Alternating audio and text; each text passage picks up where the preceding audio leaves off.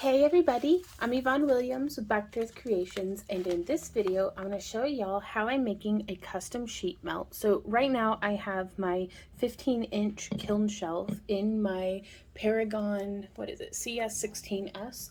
It's a clamshell kiln with a 16-inch bed, but so a 15-inch kiln shelf up on 1-inch kiln posts to let some air circulate underneath there.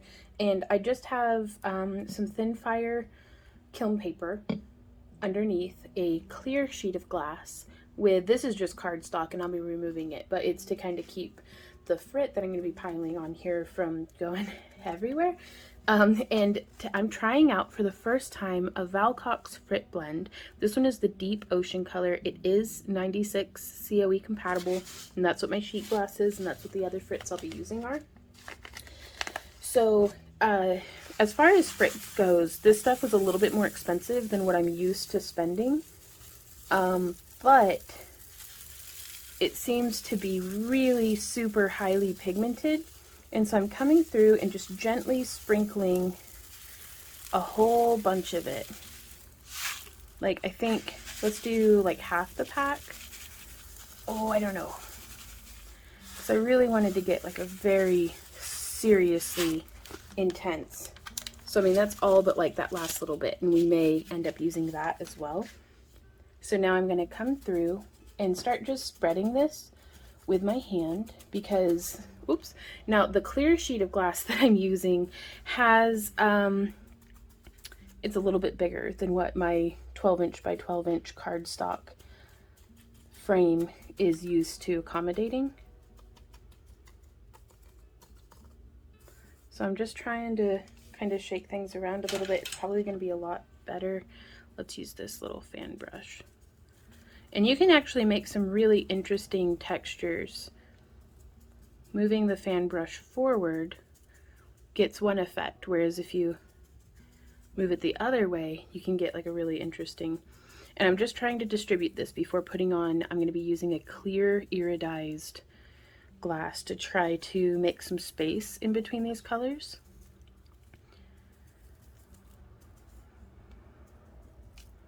And I'm just trying to get it to where it's not quite so bunched up by itself. So now, where'd my iridized go? I grabbed that, there it is. This is medium clear iridized, also in a 96. And I'm just going to take this, and you can see how this kind of disrupts the patterns made by the brush and helps make it a little bit more random. And so I had thought about incorporating like some white, but we may do a second or even a third firing of this sheet melt, so I'm just going to lift this off. Whoops, trying to not drag it through. There we go, or kick the tripod. And now I will be coming through with our paintbrush. And this is why, a big reason of why I like to use kiln paper as opposed to kiln wash, is with kiln wash I would never feel confident brushing it back into the glass because it would be bringing all sorts of contaminants and stuff with it. But yeah, just trying to pull it in close, that way when it melts it sticks to the glass. And then let's close the kiln. We're going to get it firing. The fire schedule is down in the video description, and I'm really interested to see how this comes out. Alrighty, y'all. So we have our valcox blend here, and you can see it's looking real pretty. And I don't know if the camera's going to pick up on the iridescence. We've got some iridescent flakes going on in there too. And I'm going to try to make this into some moons that I thought might be kind of cool. I'm going to bypass our kind of thicker, not as much pigment edge, and I'm just coming through on the, oh, what is this? There's Sharpie on it. Our 1 5/8 inch moon, or circle. I'm just using a clear a silver Sharpie. I'm going to start by making our first circle, and I'm just going to do this whole, I think this way actually, coming out this way. So I like to bring it to where this line right here, if you can see, right there, lines up with the outside of the Sharpie line on the back of our moon. And then I'm just going to make a little bit of a crescent, move it forward. I'm going to try to keep things centered up just as much as I can. Oops. Now this is my second time cutting moons. Oh, I'm recording, honey. Oh, sorry. Thank you, though. Here, no, go back down my hair. You're good.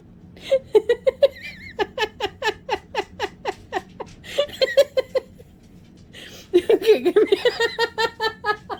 What?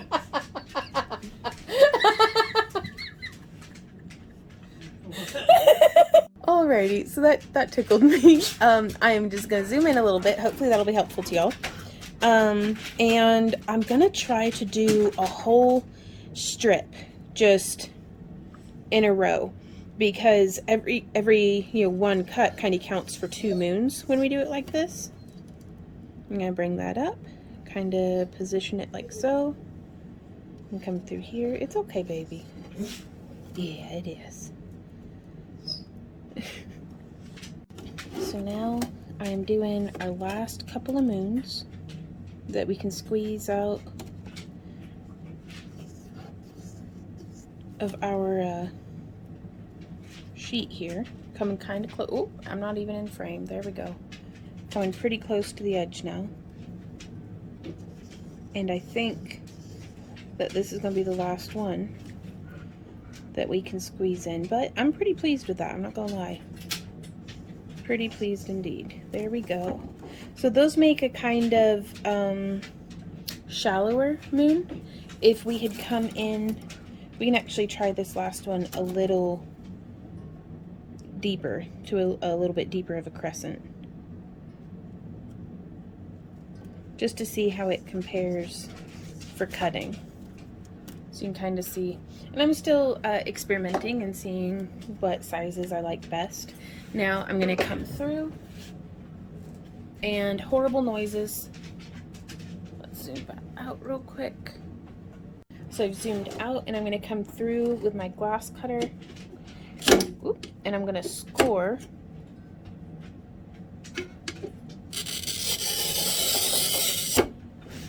just like that.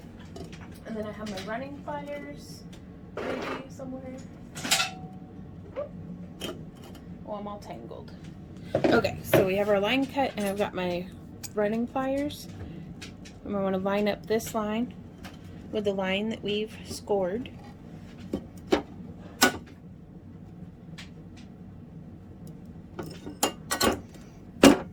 Well, that happened. I remembered I'm not just doing a 3mm sheet. I'm doing one of our 6mm fused ones. So I'm gonna just come underneath it. There we go. And now from here, we can go ahead and get to cutting. That was, I'm gonna say, mildly disastrous. So the ring saw that I'm using is a Taurus 3, and the blade is just a round diamond coated blade. And we're gonna come through, and I'm going to do this piece here first, and we'll do that in real time, and then we'll time lapse this whole other row. Just, I don't know if I'll include it in the video, but just for my own knowledge, I'd like to kind of see what's going on. Hopefully this will be, when we test, yeah, I think this is going to be about as good an angle as what we can get. Be sure that if you're ever doing this, keep your eye protection on. And loud noises.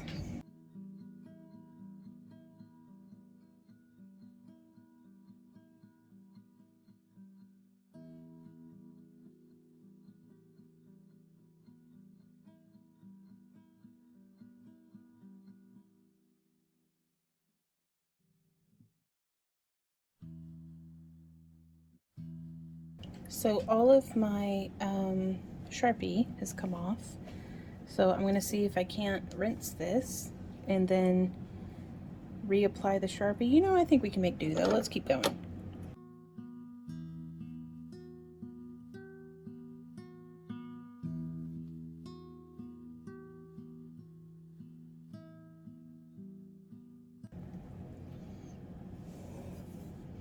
Kind of wonky little moon. It's not a bad start.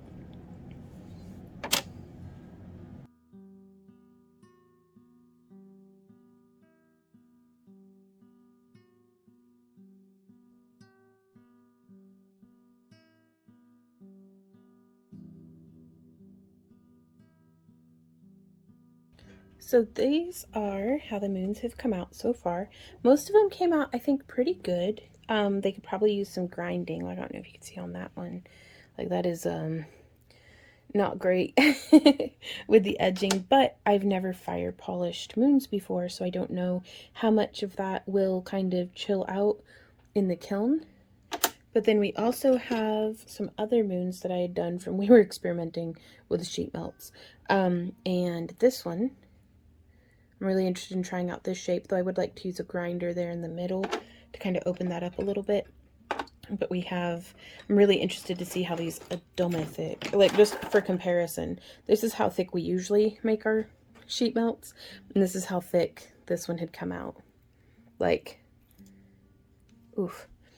But, and I just dunk them over into a bin of water because they have this like gritty glass powder all over them. Whenever I take them off of here, like I've learned to not like wipe my hands on each other until I've given them a rinse, because I don't even know how much glass I've gotten stuck in my hands like this. And that's all right. It comes with the territory. But even just like little flecks like that will just poke me right to death. So I just rinse them off. Ooh, we got another moon in here. And then I'm really interested to see how this huge one comes out. So I'm going to get these loaded up into our kiln and put it on to a fire polish schedule, which I will have down in the video description. This is my first time, y'all, so I'm very, even if it was my 100th time, I'm still very, interested in any kind of constructive feedback that you guys might have if you've got some experience under your belt that you'd like to share, or just ideas or things like that, because oof, this is a lot of work to potentially just accidentally turn into puddles. So let's get the kiln loaded and see how it goes, though. Alrighty, y'all, so this is how the kiln looks loaded. I have a 12-inch kiln shelf up on 1-inch kiln posts with some thin fire bullseye paper, and this is my Paragon CS16S. It's a clamshell style. You can see the heating elements up in there. And I'm going to go ahead and get this fire polishing. Okay, guys, so this is still what, like 200 some odd degrees? Quite hot. Too hot for me to touch the glass, at least. Yeah, but 212. Oh, that's all. It didn't quite smooth things out the way I hoped it would. Gosh, those are pretty though. But I mean, you can kind of see it did definitely make things shiny, but I was hoping for a little bit more slumping. Yeah, so what we may try to do is we could fire polish it again and see what a second round does. We could try increasing the temperature just a bit, or maybe doing the hold for a little longer. Probably the hold. So we'll see. We're gonna continue experimenting to see, but let me know what you guys think. First off though, I'm gonna say these are freaking gorgeous. Learning. Oh my god, I did so bad cutting that one out. Randy, come look at it. It looks like a cookie somebody half ate. Okay, guys. Alrighty, y'all. So this is how, first I want to show you, this is how the really big moon came out. And I am going to come through on our grinder and try to reshape that a little bit. I think having a like wet belt sander for just having a vertical surface that's running for me to shape up against would be really nice. But I just, so sparkly. Okay.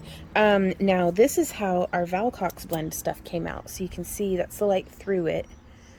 And that's it with a little bit. It really, I think, would have benefited from being layered on top of maybe an opaque pale color. Like, you could get different effects, though, Sorry, it's such a beautiful day and I wanted to get natural lighting, but there's like traffic and stuff. So, but you could paint the back of this with either PBO paints or nail polish or acrylic and then seal it. And so that's an option, though I may just try doing a couple layers because I do prefer something a little thicker than 3 mm, but not necessarily quite so dummy thick as this one. So this is how our valcox blend colors came out, and I have to say this is it done in a frit mold, where we use like boron nitride. It's Zip is the brand, ZYP, but it's a boron nitride spray, and it works really, really well. That's a horrible noise. Sorry. Or rather, thank you for still sticking around, even though we have this exceptional professional quality. But the vibrancy of the colors, especially the purple, getting a true like purpley purple like that, I've had a difficult time. So I do think the valcox blend is worth the expense to me, in my opinion. Like, I'm definitely going to be getting more of it again. So there's another one of our moons. And I love the way that whenever it melts down, just how it interacts with itself. And now here we made some tiles out of, like 1-inch tiles out of the sheet. And this one we layered with some dichroic glass and made a little bit of a puddle melt cab with it. And I think it's just gorgeous from both sides. But I really love the dichro shift in it. And then this is one without any dichro. And again, just the slight texturing from the back of the glass as well as that iridescence gives it such a cool, beautiful. What is going on? Oh, the birds are mad at my cat. Okay. Well, I'm gonna go back inside, but thank you guys so much for hanging out with me during this video. If you were here during the premiere, hey everybody, thanks for hanging out. If you wanted to be here for the premiere but missed it, be sure to sign up for our newsletter at backtoearthcreations@Yahoo. No, that's our email. Just backtoearthcreations.com. You can send us an email at backtoearthcreations@yahoo.com. If you have any questions, comments, or ideas, either email us or preferably leave them down below, because I'll be able to answer it, and other folks who may have similar questions can kind of go through the comments and, you know, get their questions answered too. If you enjoy our free tutorials and would like to support the creation of more of them, as well as participate in our booty boxes, be sure to check out our Happy Crafter Club. It starts at just $1 a month. We don't take sponsorships for our channel. Like, we're not going to be like, join Raid Shadow Legends or something. We're a fan-funded channel, so every little bit takes us miles, you guys. So thank you guys so much for just being here and being you, and we will see you next time. So until then, happy crafting. Mwah. Bye.